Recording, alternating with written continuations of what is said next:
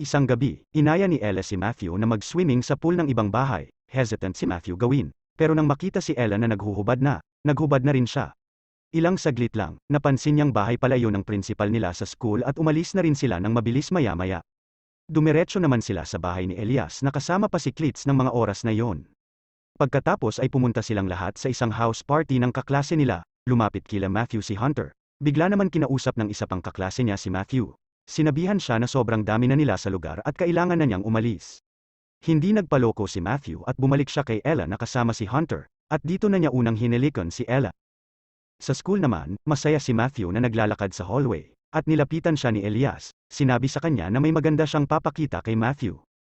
Pinakita ni Elias ang isang video kay Matthew, na dating porn video pala ni Ella. Inis na pinanood ni Matthew ang video at ilang saglit ay umalis din.